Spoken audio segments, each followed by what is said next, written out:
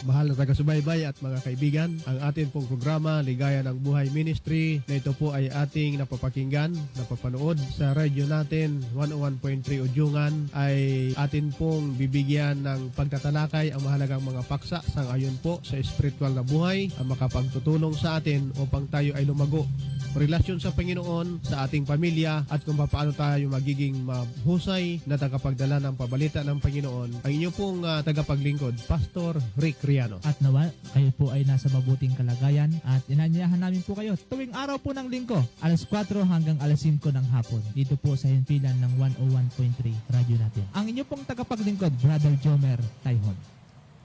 Isa pong mapagpalang hapon, mga mahal po naming mga kaibigan, mahal po naming mga kapatid. Kamusta po kayo? Kamusta po ang inyo pong buong maghapon? Ang aming dalangin ay naway patuloy po kayo na nasa mabuting kalagayan sa mga oras pong ito. Sa oras pong ito, mahal kong mga kaibigan, welcome po kayo sa programang Ligaya ng Buhay Ministry at patuloy po kayong nakikinig sa himpilan ng 101.3 radyo natin Udyungan. At sa pangalan po ng Northern Tablas District of the Seventh-day Adventist, kaligayahan po namin na sa loob ng isang oras samantalang po bukas ang inyong mga radio sa inyong mga tahanan ay patuloy naman na tayo po'y mag-aaral, makikinig, magsasaliksik ng mga nasusulat sa banal na kasulatan po ng ating Panginoon. At ngayon mga minamahal kong mga kaibigan, mga taga-subaybay, hindi po nag-iisa ang inyong pong kapatid at kaibigan kay Kristo. Kasama po natin ang ating Butihin District Pastor, ang ating partner, Pastor Ricard Triano. Magandang hapon sa lahat. Purihin ang Panginoon at sa muli ay nabigyan tayo ng muling pagkakataon. Isang mainit na hapon. At welcome po sa ating programa, Ligaya ng Buhay Ministry, dito po sa radio natin 101.3 Udyungan. Stibay lang po kayo, samantalang tayo po itatalakay ng mahalagang mga paksa. At sa oras na ito mga kaibigan, tayo po ay bago buksan ang ating programa sa pamagitan po ng panalangin, hayaan po ninyo na pakinggan ang ating pong theme song ng ating pong programa.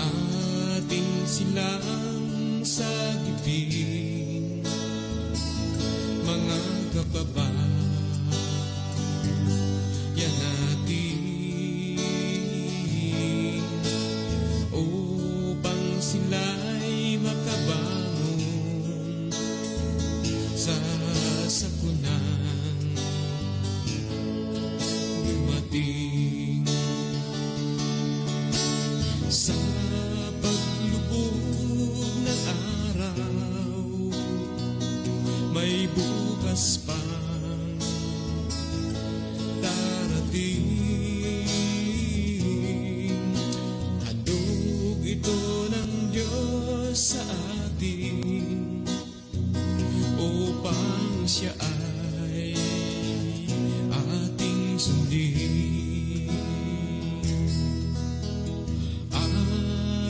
silang sa gipin, mga kababayan natin.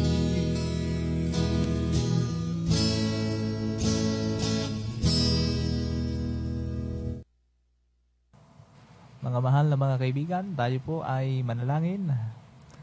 Mahal naming Diyos, ngayong pong oras na ito, kami po ay dumudunog sa inyong banal na pangalan at aming pong inanyayahan ang inyong karunungan, ang inyong presensya sa nawang aming maranasan at inyong ipagkakalob sa amin sa paghahayag ng inyong mga salita. Ito po ang aming pong dinadalangin sa matamis na pangalan ni Jesus. Amen. Amen. Sa lahat po ng ating mga kaibigan, sa lahat po ng ating magiging mga masugid na mga taga-subaybay, tagapakinig, bukas man po ang inyong pong mga radio sa inyong pong mga tahanan, sa inyong mga cellphone, ay welcome po ang lahat sa mga oras pong ito. At sa oras pong ito ay ating pong binabati ang Romblon Mission of the Seventh-day Adventist Church. Adventist leaders sa pangunguna po ni Pastor Orly Pahilan, kasama po ng mga officers and directors, Sir Dennis Federico, Pastor John Panganiban, Pastor Jerome Pereira, at sa lahat po ng mga district pastors at leaders na binubuo ng 11 distrito dito po sa sinasakupan ng Romblon Mission of the Seventh-day Adventist Church. At maging ating mga kabaihan ng mga direktor, Pastor. Opo, at binabati natin si Ma'am Love Pahilan, Ma'am Vance Federico, Ma'am Janet Pereira, Ma'am Vian, dyan yan sa kasakuyang gumagawa, Sir Yusril Murada at si Sir Luwin Partusa. Ay, kamusta po kayo at sana ay maging bahagi kayo ng ating palatuntunan. Salamat sa inyong mga suporta.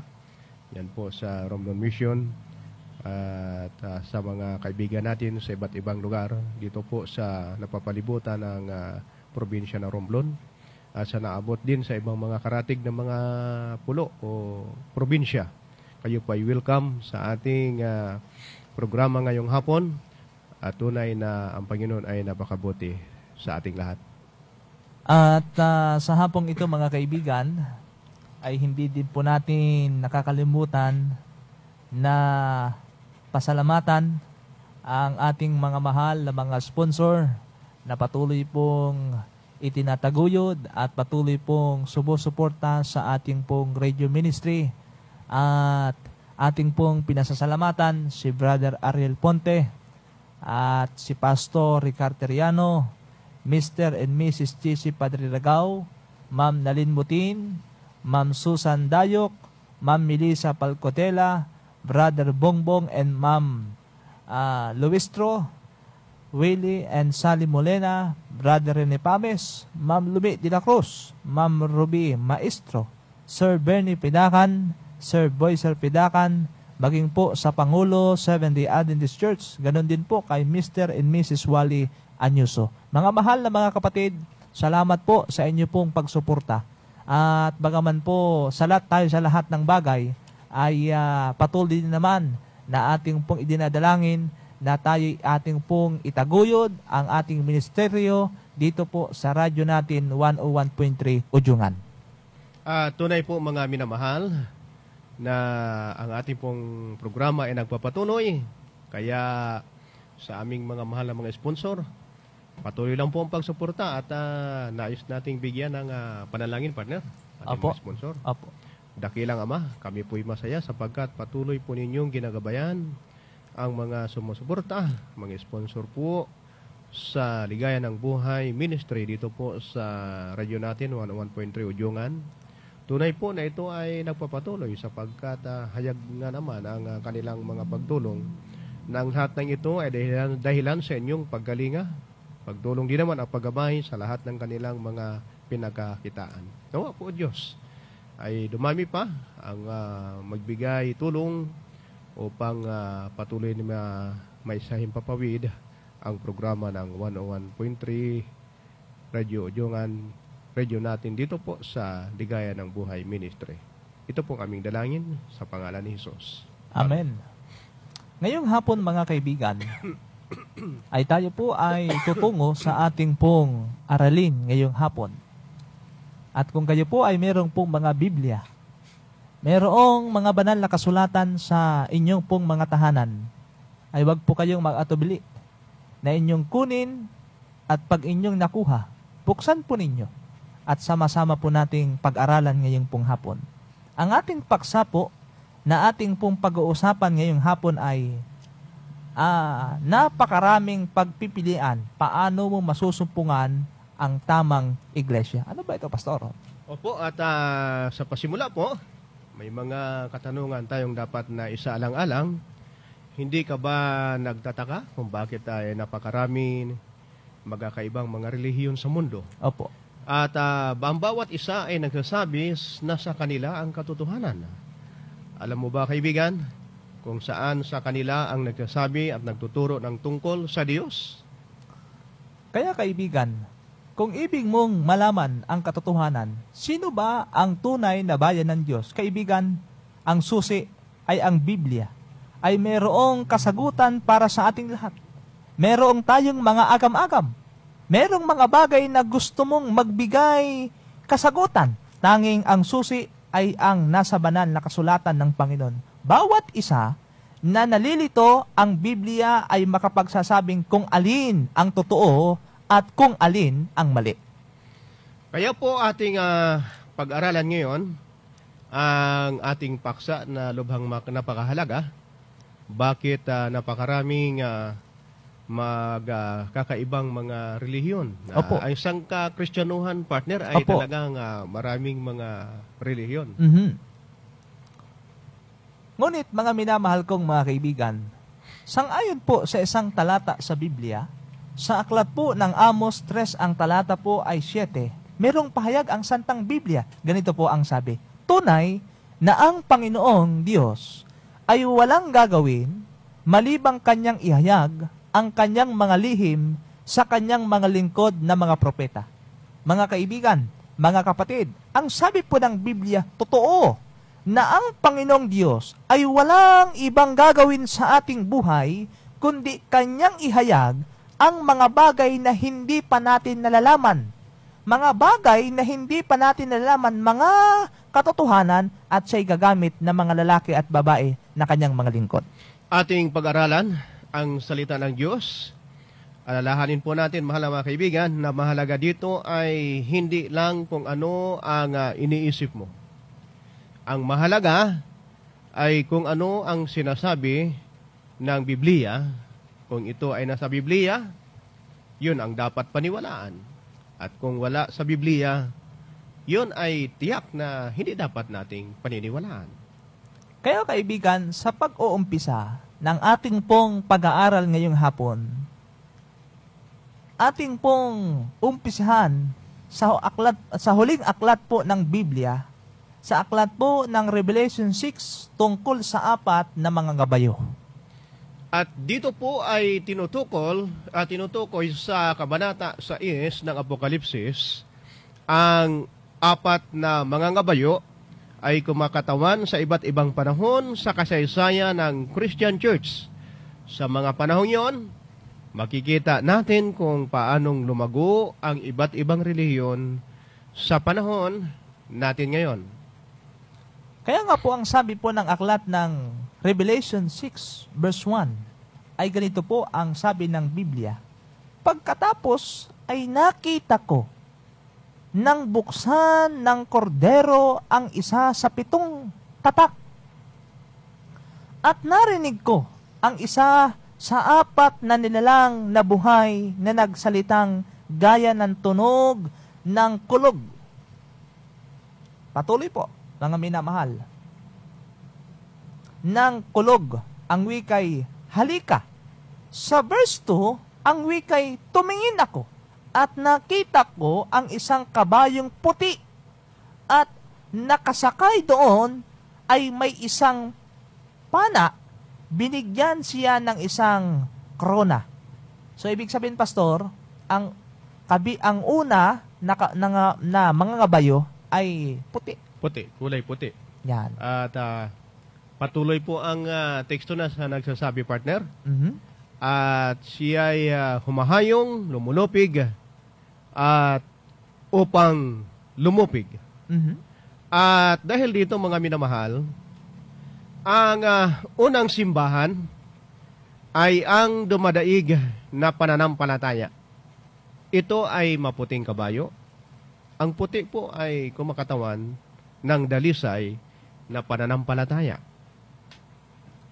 Kaya po, mga minamahal na mga kaibigan, mga kapatid, ang unang simbahan ay may dumadaig na pananampalataya. Ito ay ang maputing kabayo. Ang maputi ay kumakatawan sa dalisay na pananampalataya. Opo, at yun ang katotohanan na binabanggit po. At bukod dito, ito ay may kahindik-hindik na panahon na ito ay namuhay sa unang siglo mismo pagkatapos na umakyat sa langit ang ating Panginoong Hesus. Ibig sabihin, partner, Mhm. sa panahon ito ng mga disipulo ng Yan. ating Panginoon. Opo. So, ibig sabihin, Pastor, yung maputing kabayo ito ay wala dapat dungis. Ay, walang dungis. Walang kapintasan. Yan, Aha. walang kapintasan. Kaya kaibigan, ang mga alagad ay puspos ng kasiglahan at pananampalataya. Dahil nakasaman nila si Jesus at nakausap, nakita nila ang kanyang pagkabuhay na muli. Nakita nila siya na umakyat sa langit. Alam nila na siya ay babalik na muli. Naniniwala sila sa kanyang mga pangako sa buong puso nila. At sa bahagi na ito ng dalisay na pananampalataya ng mga unang mga Kristiyano, kanilang binabahagi ang magandang balita, ang Ebanghelyo na may dakilang kalakasan at kasiglahan sa buong mundo. Kaya po ang sabi ng isang talata sa Biblia, sa aklat po ng Kolosas, 1 ang talatay 21, at kayo na dati ay hiwalay at mga kaaway sa pag-iisip, patuloy po, sa pamamagitan ng masasamang gawa, ay sa verse 22 ay pinakipagkasundo niya ngayon sa kanyang katawan, laman sa pamagitan ng kamatayan upang kayo iharap na mga banal. At patuloy po, partner. Opo. Ang sabi ng talata ay, at walang dungis at walang kapintasan sa harapan niya.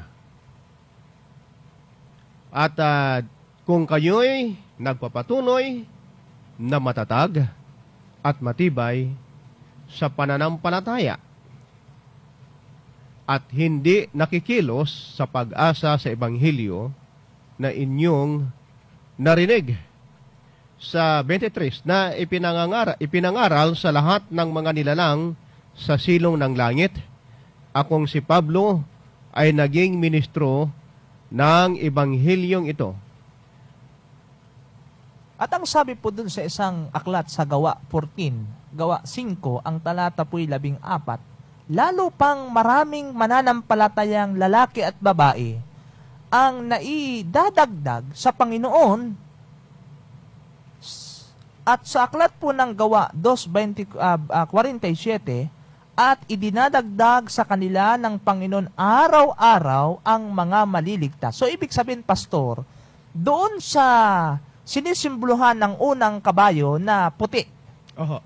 dalisay, walang kapintasan, ay doon nahahayag na kung papaano yung kanilang likas na tunay na pananampalataya, kanilang ipinapakita, ay sa pamagitan pala nun, araw-araw ay maraming nahihikayat. Masigla sila, partner, Opo. sa pagbabahagi ng pabalita. At ang sabi nga, nabuo ang pananampalataya, ang grupo ng mananampalataya sa panahong una. Mhm. At kaya tawag ito ngayon na ang iglesia ay ang katawan Mhm. ni Kristo. Opo. At sa panahon yun, partner, talaga nga maraming nagpabautismo sa panahong ito. Opo. Maraming sumapi sa iglesia na itinatag sa panahon ng mga apostolis. Kaya ang sabi po ng aklat ng Gawa 5, ang talatay 29, ngunit sumagot si Pedro at mga apostol, kailangan sa Diyos kami sumunod sa halip na sa mga tao. Mas mahalaga, kaibigan, na gawin kung ano ang sinasabi ng Diyos sa kanila kaysa sundin natin ang mga turo ng mga tao. Kaya mahal na mga kaibigan, nakita po na meron silang dalisay na pananampalataya. Ano pong dahilan?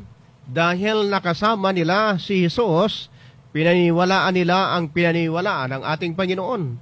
At itinuturo nila kung ano ang itinuturo ng ating Panginoon. Kaya kaibigan, kung ibig nating ang ating pananampalataya ay magkaroon ng tunay na kadalasayan, walang kapintasan, ay tanging ang dapat nating gawin ay ang ating sampalatayanan ay yung mga aral ng ating Panginoon, ay yung mga turo na dapat nating susundin ay ang katuruan ng ating Panginoon, hindi ang mga katuruan ng mga tao. Kaya ang wika, kaparihas ng mananampalataya nila, ang kailangan pananampalataya natin ngayon, simple lamang, dalisay na pananampalataya na tumitingin sa pagdating na muli ni Kristo, ang pananampalataya na tumitingin sa ikalalago na magandang balita ng kaligtasan sa lahat ng ating mga kaibigan at iba pa.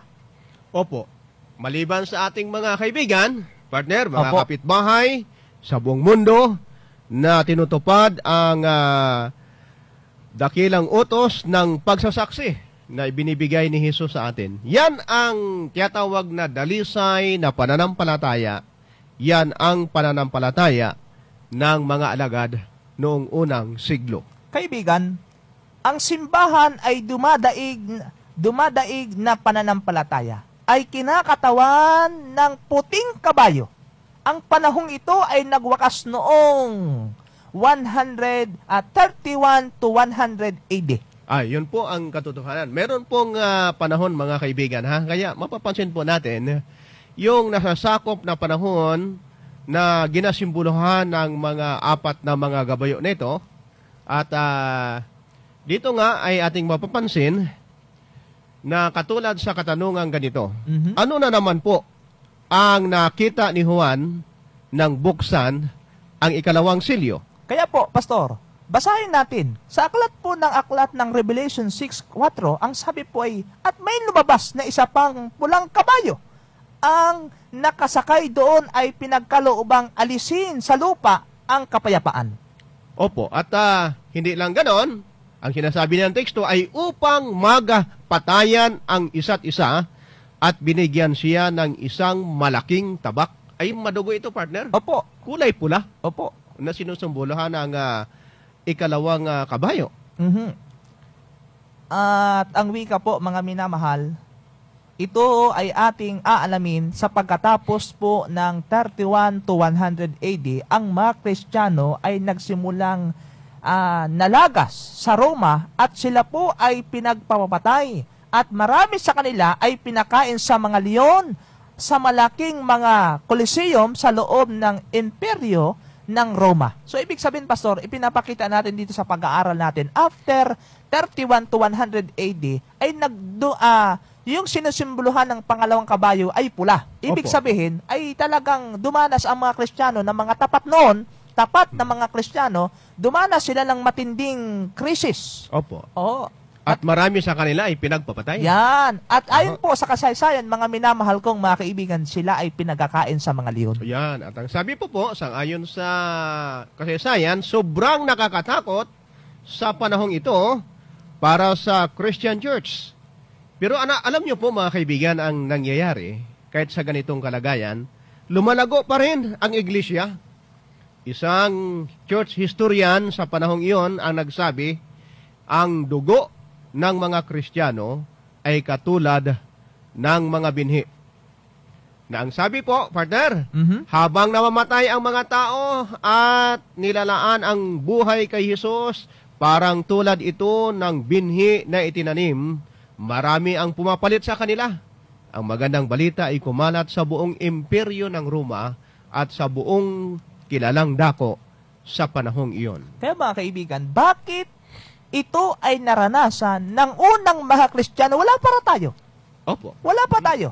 Bakit ito'y kanilang naranasan itong madugong pangkasaysayang ito? Sapagkat yung katotohanan ay kanilang pinanghawakan at kung ano yung nasa Biblia, sila'y naging tapat. Ang ibig sabihin nito, partner, Opo. bago dumating na ihayag ang katotohanan ito, mayroon ng sinusunod Opo. ang mga tao sa panahon yun. Lalo na sa tinatawag na Roman Empire. Yan. Oho. Mayroon nang dati silang mga katuruan, batas na sinusunod, at ngayon ay dumating ang pabalita na galing mismo sa ating Panginoon, ayaw nilang tanggapin. Opo. Kaya nagkaroon ng mga pag-uusig, pagpapatay sa mga unang mga Kristiyano. Oho. Yan. Kaya ayon po sa kasaysayan, mapulang kabayo ay kumakatawan sa madugong pananampalataya. Ito yung ikalawang selyo ay yung Christian Church mula po noong 100 AD to 323 AD. Aba, ay matagal na panahon Ay, to. ay talagang ito mga kaibigan ay hindi natin ito pwedeng mapagpasinungalingan. Meron pong mga panahon ang bawat bahagi po ng mga kinakatawanan ng mga kabayong ito. Kaya Yan. po, dito partner sa Apokalipsis, ang kabanata ay 6, ang talata ay 5, nang buksan niya ang ikatlong tatak, narinig ko ang ikatlong nilalang na buhay na nagsasabi, halika. At nakita ko ang isang kabayong itim. Abay, pangatlo na ito partner. Pangatlo. Kabayong itim. Pangatlo. At ang nakasakay rito ay may isang timbangan sa kanyang kamay. Yun pong pagkakalahad ng Apokalipsis 6:5. Pastor. Kulay itim, partner. Mga kaibigan, ang itim na kabayong ito ay kumakatawan sa nagkukompermisong pananampalataya. Ayan. Pag pinag-usapan natin ang nakompromisong pananampalataya, ay talagang para bang sa katotohanan, ito ay winalang halaga mo at binigyan mo ng mas importante ang hindi katotohanan. Kaya nakompromiso, kaya ang itim na kabayo, ito pong sinusumbuluhan at ang sabi pa doon ay may tangan-tangan, may hawak na Karet. panimbang. Panimbang ay talagang titimbangin tayo dyan. Ibig sabihin ay parang hukuman yan eh. Oho. At dito po sa isang aklat ng Biblia sa Gawa 20, 29, alam ko na pag-alis ko ay papasok sa kalagitnaan ninyo ang mababangis na asong gubat na walang patawad sa kawan. At lilitaw mula sa inyo na ring kasamahan ang mga taong magsasalita ng mga bagay na lihis upang akitin ang mga alagad na sumunod sa kanila. Sa panahong ito mga kaibigan, ng kompromiso sa pananampalataya, ang paganismo ay naihalo sa Kristyanismo. Kaya ito ay nahula din sa Biblia ni Prophet Daniel. At binanggit po sa aklat ni Propeta Daniel, Apo. ang kabanata ay 8, ang talata ay 12, at ganito po ang pagkapahayag. Dahil sa paglabag, ang hukbo ay ibinigay sa kanya kasama ng patunoy na handog na sinunog. Ibinagsak nito ang katotohanan sa lupa, at ang sungay ay patuloy na nagtagumpay sa ginagawa nito. Kaya mga kaibigan, yung katotohanan, malaking katotohanan, ay nawala sa panahon. Ang kaligtasan sa pamagitan ng pananampalataya kay Jesus lamang. Ito ay pinalitan ng maraming requirements ng simbahan hanggang sa ngayon. Pag sinabing requirement, ay talagang kailangang sundin ito. Oo, sa panahon ng unang mga Kristiyano, pastor, ay walang requirements. Sa panahon nila, ay kung ikaw ay manampalataya kay Jesus, ikaw ay meron ng kaligtasan. Pero sa panahon, hanggang sa panahon natin, yung mga kaibigan, hindi natin ikaila. Ay sa panahon ngayon, ang kaligtasan ay may requirements na. Kaya nga po. Ay papansinin po natin kung ano ang pagpapahayag. Ang kaligtasan, ayon po sa Biblia, ay libreng handog. Opo. Wala pong bayad, libre Apo. talaga. Ito ay handog. Mhm. Para gayong Disyembre pa, partner. Opo, ay parang maraming handog na, maraming regalo na. Maraming matatanggap Ikaw na. kaya, partner, meron kayang may inaasam ka ba na matatanggap na yung Ay, Disyembre? baka na-advance na. Oho, ang mga maliliit na mga bata ngayon ay umaasam talaga. Oho. Kaya, ito'y handog ha. Bagamat ang sabi, ito ay libre. Mhm. Dahil nagkasala tayong lahat at hindi tayo karapat-dapat niyon. Karapat-dapat tayong mamatay dahil ang kabayaran ng kasalanan ay kamatayan. Mhm. Subalit ang handog ng Diyos ay buhay na walang hanggan. Nang tayo po ay mga makasalanan pa, kaibigan, si Jesus ay namatay para sa atin. Nung tayo'y makasalanan pa, namatay si Kristo para sa atin. Yan ang simpleng magandang balita, kaibigan, na hindi na natin kailangan maghandog pa para tayo ay magkaroon ng kaligtasan, Pastor. Opo, kaya kapag ating inanyayahan si Jesus sa ating puso, mahal na mga kaibigan, sa pagtanggap sa libreng regalong ito, ang dapat nating gawin ay walang iba kundi anyayahan lamang ang ating Panginoon. Opo, yan. Kaya una, mga kaibigan, unang-una, kapag ating inanyayahan si Jesus sa ating mga puso, mga kaibigan, unay pinatatawad niya ang lahat ng ating mga kasalanan. Ay magandang bahagi ito, partner. Opo. Oho. Ang pangalawa naman, bibigyan niya tayo ng lakas upang mapigilan ang pagkakasala. Kaya, kaibigan, subalit ang simpleng katotohanan ng kaligtasan ay ito. Ang simpleng magandang balita na kay Jesus sa panahon na mga kompromiso ay pinalitan ng requirements ng mga simbahan. At dito ay sa halip na panatag na lumapit sa trono ng Diyos, mga requirement ito, partner, ha? Aha. Upang tanggapin ang biyaya at kapatawaran, sa halip na ipagtapat ang kasalanan ayon sa sinasabi ng Biblia, ang mga Kristiyano ay sinasabihan na kailangang magbayad Opo. sa kanilang kasalanan para sa kapatawaran. Oo. Ay may kabayaran, partner. Opo. Para mapatawad ay magbabayad ka, ha? Mhm. Oho. Ngunit, mga kaibigan, tanungin natin ang Biblia. Ano ba ang prinsipyo ng Biblia kung ikaw'y makasalanan? O ang sabi, tayo kinakailangan mangumpisal. Opo. Tayo kinakailangan manghandog. Eh, tapos na yon. Oho. Tapos na yon. Nung unang panahon, kung ikaw'y makasalanan, kinakailangan mong ikaw'y pumatay ng hayop para ihandog mo. Oh?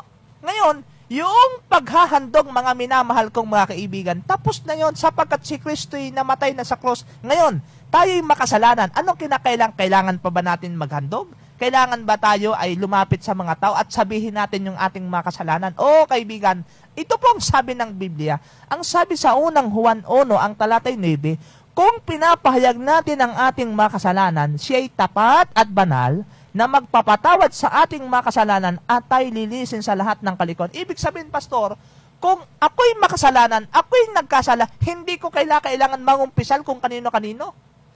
Kundi, ang sabi ng Biblia, kung ikay makasalanan, direkta na ipahayag mo sa Diyos ang iyong makasalanan at ang merong mangyari, tapat at banal na patatawarin tayo ng Diyos sa lahat ng ating kalituan. Kaya nga, partner, sa bahagi na ito ng panahong itim na kalagayan ng panahon, Opo.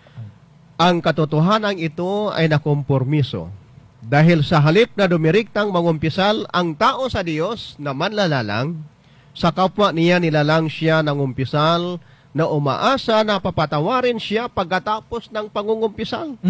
Ito ay hindi sang-ayon po sa Biblia. Kaibigan, labag sa utos ng Diyos. Ang totoo nito ay yung panahon na bawal sa mga tao ang Biblia na basahin, ang pintahan ay di pa naimbento sa panahong yon, kaya mahirap ang makita ang kahit kaperasong kasulatan.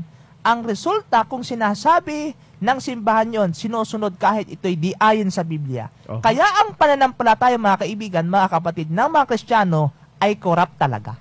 At talagang nakurap na walang halaga. Kaya po ang ikalawang katotohanan sa Biblia na nakompromiso ay tulad sa pagsamba sa mga bagay na gawa sa kahoy, partner. Yan. O bato. Opo. Sa halip na sambahin ang Diyos na ating manlalalang, Sabi ng Diyos sa 10 utos ay ganito po ang pagkakasabi sa ayon po sa Exodo 20, ang talata ay 4. Huwag kang gagawa para sa iyong sarili ng inukit na larawan o ng anumang kawangis ng anumang nasa itaas Opo. o nasa langit sa itaas o ng nasa lupa sa ibaba o ng nasa tubig sa ilalim. Huwag mo silang yuyukuran o paglingkuran man sila, sapagkat akong Panginoon mong Diyos ay Diyos na mapanibughuin, na aking pinarurusahan ang mga anak dahil sa kasamaan ng mga magulang hanggang sa 3 at 4 na sa dinlahi ng mga napupuot sa akin. Iyon pong panahon na yun, partner, na ang Diyos-Diyusan ay ipinasok sa simbahan. Yan. Pero hayag po naman ang sabi ng Diyos mismo sa Biblia na huwag kang magkakaroon ng ibang Diyos. Pero naipasok sa simbahan, no? Opo. Talaga naman, no? At isa pang banda, mga kaibigan, ang ikatatlong katotohanan ng Biblia na kompromiso sa panahong ito ay may kinalaman sa tinatawag na ika-4 na utos. Oo. Ano po ba yung ika-4 na utos? Pinag-aralan natin yun. Yun Oho. yung pinag-uusapan natin na totoong araw ng pagsamba. Na ayon sa 10 utos, ay remember the Sabbath day to keep it holy. Meron pala totoong araw ng pagsamba na ipangili natin yung araw ng Sabado, punain natin kung ano ang pinakita kay Daniel tungkol di po rito.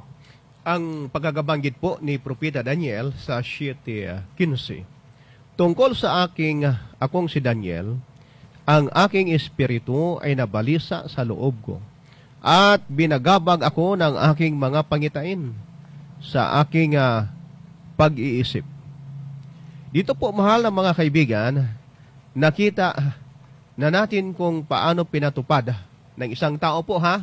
Kukuhin natin ng isang tao, si Constantino, ang tinatawag na Sandilo, na pinalipat ang araw ng pagsasamba mula sa 7 araw na Sabat pa unang araw ng Sanlinggo o Sunday. Yan. Meron pong pagbabago, partner, Opo. na ginawa. Ibig sabihin, Pastor, mga kaibigan, ang nag-utos na mangilin ka ng araw ng linggo ay hindi Diyos, Ay, hindi po. kundi tao na nagngangalan si Constantino. Kailan? Noong 321 AD. Oho. At ito po ang ating gustong ituwid, mahal na mga kaibigan. Opo. Inirespeto po namin ang inyong paniniwala. At sana ay huwag kayong masaktan sa mga bagay na ito. Atin lamang pong inilalahad kung ano ang sinasabi ng Biblia at kung ano rin ang sinasabi ng history ayon po sa kapanahunan na may mga pagbabagong ginawa ang simbahan. Oho. Kaya alam mo, mga kaibigan, kapatid, merong sinasabi ang aklat ng Juan. 14 ang talata ay 15. If you love me, keep my commandments. Ayun Kung po. ako'y inyong minamahal, ay tutuparin ninyo ang aking mga utos. Kaya sa panahon ngayon, Pastor, yun ang nakompromiso na mananampalataya. Opo. Ang sa panahong ito, ang pag-ibig kay Jesus ay lumamig, partner. Yan. At maraming tao ang sumusunod na sa tradisyon. Oho. Sa halip na sundin ang utos ng Diyos. At isa pa sa mga nakompormiso, mga kapatid, partner, Oho. tinanggap ng simbahan ang tungkol sa Sabat at sinikap na baguhin ang araw ng pagsamba. Ayan. Kaya noong Mayo 21, 1995, mayroon pong isang tao, sinasabi po ng St. Catherine Catholic Church, ang ganitong pahayag, sabi po sa aklat, noong May 21, 1995, marahil ang pinakamapusok na bagay, ang pinakamaribolusyon nagawa ng iglesia noong unang siglo, ang banal na araw. At ano po ang ibig sabihin nito? Ang Sabat ay inilipat mula sa Sabado patungong Linggo, hindi sa anumang mga tagubilin sa kasulatan, kundi sa pagkadama ng iglesia ng sariling kapangyarihan ito. Kaya po, dito ay nababanggit sa patuloy, partner, na hindi sa kautusan ng Panginoon, kundi Opo. sa otoridad ng tao, Yan. binago. At meron pang sinasabi rin, hindi ito ating aklat. Sabi po rito sa St. Catherine Catholic Centennial, May 21, 1995. Ang Sabat ay inilipat mula Sabado patungong Linggo, hindi sa anumang mga tagubilin sa kasulatan, kundi Yan. sa pagkadama ng Iglesia ng sariling kapangyarihan nito. Yan. At patuloy pa po, kaya yung mga tao po, mga minamahal na mga kaibigan, katulad po ninyo, na ang paniniwala ay sa banal na kasulatan lamang, hindi sa mga tradisyon, hindi sa mga kuro-kuro ng mga tao. Kung ang paniniwala ninyo, kaibigan, ay nasa Biblia lamang, meron kayong relihiyon pupuntahan. Opo. Meron kayong pamilyang pupuntahan na tunay na pamilya. Eh ano po yun? Ang sabi po sa St. Catherine Catholic Church Centennial, May 21, 1995, ang mga taong nag-iisip na ang mga kasulatan ang siyang tanging kapangyarihan ay nararapat na maging Seventh-day Adventist at ipangilin ang banal na araw ng Sabado. Yan po ay hindi sa aming sariling mga pagsalita po, ha. Yan ay hango po sa aklat ng St. Catherine Catholic Church Centennial, mga mahal na mga kaibigan. Oho. At sa bagay na ito, ang pagsamba nga na sa linggo, ang unang araw, ang simana, hindi ito itinuro ng Biblia. Sang-ayon sa maraming mga scholar sa buong mundo, marami silang nagsasabi na talagang wala namang ginawa sana na pagbabago, pero ang pagsamba sa linggo ay inilipat nga sa unang araw ng simana na hindi naman itinuro ng Santa Biblia. At ang naglipat ay isang lalaki na ang pangalan ay si Constantino noong 321 AD. Na nasa kanyang kapangyarihan, karapatan, ginawa niya ito, hindi sa kapangyarihan o pahintulot ng ating Panginoon. Kaya kaibigan, kung nais nating gawin ang sinasabi ng Biblia, dapat ay maging tagapagbantay tayo ng Sabado, hindi linggo. Ang tunay na mga sumusunod sa Diyos ay hindi nagkukompromiso. Kaya po, kung papansinin natin, mga mahal na mga kaibigan, ang First Civil Sunday Law ay ipinasa noong March 7, 321 AD. Yun po ang pasimula, ha, kaya nakilala ang linggo ng pagsamba. Pero sa presente partner, ang development ng pagsamba ng linggo ay nagpapatuloy. Yan. At nagaantay tayo sapagkat merong pinal na decree na gagawin. Apo. Oho, ang iglesia. Oho. At yun ang tinatawag na pinal na tinatawag na sandilo talaga na dapat ipairal sa buong mundo. Even though, ngayon ay meron na pong mga ginagawa ng pagsamba, namimili ang tao, Sabado o Linggo, bagamat magkakaroon po ng pinal, yung talagang pagdeklara ng isang araw lang ang dapat na sambahin ng mga tao. Yan. Alam po ninyo, kung inyong hindi alam ang kasaysayan ni Constantino, bakit niya nagagawa yun, napalitan, Pastor? Oho. Ayon po rito sa History of the Eastern Church, pahina 184, ito pong sabi. Sa kanyang mga barya ni Constantino, nakalagay ang isang bahagi ang mga titik ng pangalan ni Kristo. Sa kabilang banda, ang anyo ng araw na Diyos na parang hindi niya kayang bitawan ang pagtaguyod sa kanyang kasikatan. Ibig sabihin, Pastor, noon siya ay talaga makapangyarihan. Oho, ay sa kapanahon niya, partner, talagang walang makapagasisino na tao sa kanyang kadakilaan. Kaya tinawag siyang Constantine the Great sa kanyang panahon. Opo. Kaya mga kaibigan, lilinaw ng Diyos sa kanyang kautusan. Ano po ang sabi ng Exodo 20 verse 11? Sapagkat sa loob ng 6 na araw ay ginawa ng Panginoon ang langit at lupa, ang dagat at lahat ng mga naroon, patuloy at nagpahinga sa 7 araw, kaya't binasbasan ng Panginoon ang araw ng Sabat at ginawang itong banal.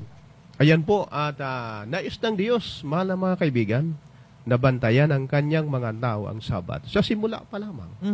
Ang Biblia ay nagsasabi tungkol po dito na katulad ng binabanggit sa Genesis 2:3 na may ginawa ang Panginoon. Binasbasa ng Diyos ang ikapitong araw at kanyang ginawang banal sapagkat sa araw na iyon ay nagpahinga ang Diyos sa lahat ng gawain na kanyang ginawa. Yan. Kaya kaibigan, kung ating mapag-isip-isip, bakit tayo mangingilin ng araw ng linggo? Ay sapagkat ang sabi ng Biblia, matapos likhain ng Diyos ang langit at lupa, ikapitong araw, ang Diyos ay nagpahinga, binasbasan at ginawa niyang banal. Ibig sabihin, itong ikapitong araw, kaibigan, hindi ordinaryong araw. Ito ay banal na araw para sambahin natin ang manlalalang. Yun po talaga ang katotohanan. At isang tabi ang isang araw sapagkat ang Diyos ang manlalalang. Ang pagkakabanggit po, mga minamahal, kung ginawa niya ang isang araw na banal kisa sa ibang mga araw. Ngayon, kaibigan, ang tao ay walang karapatan, walang kapangyarihan na baguhin ito. Ito ay naging issue sa pagsamba, issue sa pagsunod. Nasusundin ba natin ang turo ng tao o gawin ang sinasabi ng Diyos? Kaya, sa panahong ito, mahal na mga kaibigan, ito ang panahon ng kompormisong pananampalataya. Ito ay nahayag nangyari noong AD 223 hanggang AD 536. Aha. Kaibigan, unang kabayo, puti. Pangalawang kabayo, pula. Aha. Ay, parang meron tayo. Pula-puti na. Kaya pala may pula-puti, no? Opo. Parang ano yan Ayun, linggo ngayon eh. Anong sunod, partner? Ay, yung pangatlo, itim. Opo, itim. Ay, talongin na. Ngayon mga kaibigan, dako naman tayo. Alamin natin, Pastor, ano ba yung ikaapat? O kaya po. Opo. Dumako tayo sa ikaapat na panahon ng Christian Church na ito'y binabanggit po na siya ay isang maputlang kabayo. Yan. Tingnan mo nga, partner, yung aking balat. Ako ba yung maputla? Ay, maputla kasi malamig na eh. Oo, okay yung aircon natin dito. Oo. Malamig kaya namumutla yata ako. Namumutla eh. At ito ay sabi na ikaapat na kabayo sang-ayon po sa Apokalipsis Kabanata 6. Aha. May binabanggit po ang talata sa versikulo 7 ng Kabanata 6. Nang buksan niya ang ikaapat na tatak, ay narinig ko ang tinig ng ikaapat na nilalang na buhay na nagsasabi, halika, tumingin ako at naroon ang isang kabayong maputla at ang nakasakay roon ay may pangalang kamatayan at ang Hades ay sumusunod sa kanya. At ayon po dun sa Revelation 6 verse 8, tumingin ako at naroon ang isang kabayong maputla at nakasakay roon ay may pangalang kamatayan at Hades ay sumunod sa kanya. Patuloy po. At siya ay pinagkalooban ng kapangyarihan sa ikaapat na bahagi ng lupa na pumatay sa pamagitan ng tabak, patuloy, at ng tagutom ng salot at mababangis na hayop sa lupa. Mayroon pong pagpapahayag, partner, sa bagay na ito. Ang pagpapakilala ng patay na pananampalataya. Kaya pala, maputla na siya eh. Ang isang bagay, kapag maputla na, wala ng dugo. Ayan. Kaya, isang patay na pananampalataya. Opo. Ito ang ikaapat na silyo. Yan. Ito ang panahon ng nagkakaisa ang simbahan at gobyerno. Ang banal na imperyo ng Roma ay lubos po na makapangyarihan sa kanyang panahon. Hindi lamang siya relihiyoso, siya ay naging politiko rin. At partner, may sinasabi na naman ang isang church history, Century 2, chapter 2, sa section 7. Opo. Ganito po ang pagkakalahad ng aklat. Ang Kristyanismo ay naging isang matatag na relihiyon sa imperyo ng Roma at kinuha ang lugar ng paganismo. At ayon pa po rito sa aklat na ito, Church History, Century 2, Chapter 2, Section 7, ang Kristyanismo na bumangon sa madilim na kapanahunan ay maaring matawag na nabautismuhan paganismo. Ay po, sapagkat nilagay po o ipinasok ang pananampalatayang paganismo sa simbahan o sa Yan. relihiyon. Apo. Oho. Kaya kaibigan, alalahanin mo, sa panahong ito, ang mga tao ay walang mahawakang Biblia. Labag sa kautusan ng imperyo na humawak o magkaroon ng Biblia, wala rin libangan sa panahong iyon. Ano ho? Kaya dito po ay ating makikita mga kaibigan, sa panahong yun ay hindi pala pwede talagang maghawak ng Biblia, magbasa, pastor. Opo. Oh? Kaya, doon po, mga minamahal kong mga kaibigan, ay ating pong mapapansin, ang mga tao ay sumusunod sa turo ng tao, sumusunod sila sa paganismo, at mga seremonya na ipinapasok sa simbahan, ito ay nakatala sa world history. At sa patuloy po na pagpapahayag, mayroon lamang isang simbahan at yun ay ang Roman Church. Hindi natin tinutukoy ang isang tao dito, partner. Apo. Oho. Kaya po nirespeto natin, Ang ating tinutukoy dito ay ang sistema. Mhm. Oho. Marami tayong kahangahangang mga Katolik na mga madri at mga padre. Mga kaibigan natin sila. Apo. Na sila naman ay mga mananampalataya. Marami halos sa buong mundo na sila ay mayroong pagmamahal sa ating Panginoong Hesus at naghahanap din ng katotohanan, partner. Mhm. Oho, kaya meron tayong mga nagiging kaibigan na mga pare na sila ay nag-iba rin ng mga pananampalataya. Apo. Sapagkat tinutukoy po natin dito, hindi tao kundi ang sistema. Yung tawag na sistema ng Roman Catholic Church po.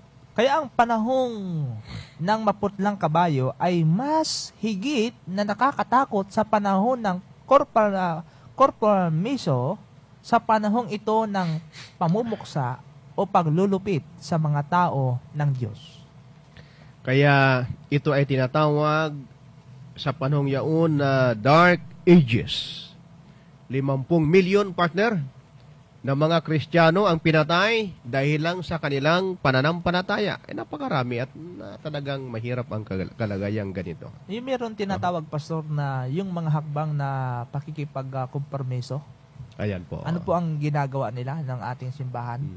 Una ho, yung tinatawag na tradisyon. Yan. At atin namang nabigyan na ng pansin ito sa mga nauna nating mga pag-aaral. Oho. Andyan talaga ang mga tradisyon sa iglesia at hindi talaga ito nawawala. Mhm. O hindi pa nawawala. Hindi nawawala. At ang pangalawa, partner, ang tinatawag na penitensya. Yan. Yan. At hindi lamang may una at pangalawa, meron ding pangatlo, kaibigan. Ay ano po yung tinatawag na indulhensya. Ayan.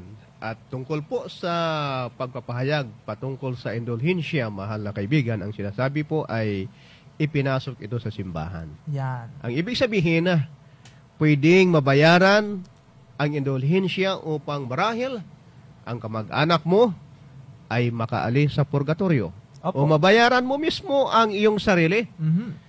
upang di ka makadako sa purgatorio sa oras ng iyong kamatayan. Ikaw ay isang halimbawa ng paganismong pumasok sa simbahan ng Kristiyano. Kapag ikaw ay nasa ganitong katuruan, pagsunod sa mga katuruan ito, mahal na kaibigan, pumapasok ka ngayon sa paganismong simbahan ng Kristyanismo. Yan. Kaya mga kaibigan, sa Biblia po, walang purgatorio. Opo, totoo yan. Wala nang mababasa talaga, no? Opo. So, balik Wala. kaibigan, gusto nating ding bigyan ng kaliwanagan, pastor, ano ba ang ibig sabihin ng salitang purgatorio? Sige po.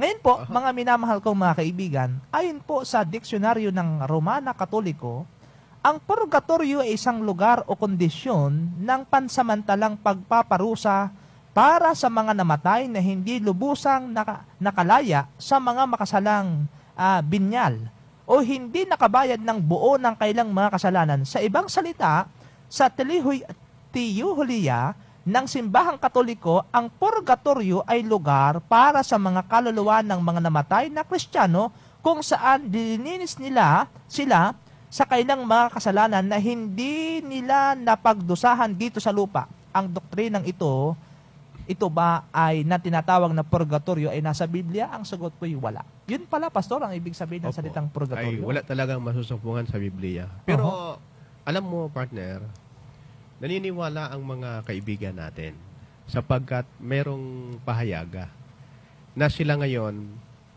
ang otoridad ng Biblia ay nasa ilalim na Opo. ng kanilang mga tradisyon, ng kanilang mga katuruan. Mhm. Wala na, hindi na halos binibigyan nila ng pansin kung anong sinasabi ng Biblia. Opo. Opo. Yung kapangyarihan o otoridad ng Biblia ay ginawang mababa na po ang kalagayan. Opo. Kaya kung ano man yung ating mga gawing pagkapaliwanag, ay mahirap talagang maiba yung mga pagkakilala ng ating mga kaibigan tungkol sa katotohanan ito. Kaya tama, Pastor, yung sinasabi ng Biblia na iniwan ninyo ang utos ng Diyos at ngayon pinanghawakan ninyo ang mga tradisyon ng Yeah. mga tao. Mga katuruan ng tao, no? Yan. Bagamat Oho. partner sa inog po ng panahon, Mhm. ng ganitong panahon ng maputlang kabayo, Opo. meron pong pagbabago na nangyari. Yan. At yung pagbabago yung Pastor, hayaan natin, sa susunod na ating pagkikita, alamin natin, ano ba yung pagbabagong yan? Ano ba yaang tinatawag na yan? Subalit, mga minamahal kong mga kaibigan, wala na po tayong panahon upang tayo magpatuloy sa ating talakayan. At subalit, sa ating pagtatapos, ating pong hilingan na si Pastor Yano ay tayo po ay paglingkurang manalangin. Dakilang Ama, salamat po sa aming napag-aralan, sa inyong itinuro mula sa banal na kasulatan. Nawa po ay magsilbi itong isang paalala sa aming lahat. Mabuksan din naman ang kaisipan ng aming mga tagapakinig, ng aming mga kaibigan na naabot po ng programang ito, na tanging Biblia lamang ang siyang magiging pundasyon ng lahat ng katotohanan at hindi kami po pwedeng umasa o dumako man sa ibang mga katuruan na hindi sakop ng inyong banal na kasulatan. Turuan po kaming patuloy na aming lubos na manawaan ito at susunod na aming pag-aaral, lubos pa naming may pahayag sa tulong po ng banal na Espiritu. Sa pangalan ni Jesus. Amen. Amen. Mga ka-Facebook, ka-YouTube, ka-radyo natin, ako po ang inyong kaibigan, kapatid kay Kristo, Evangelist Jomar Tayhon, at aking pong partner. Pastor Rick Riano, magandang hapon po sa lahat.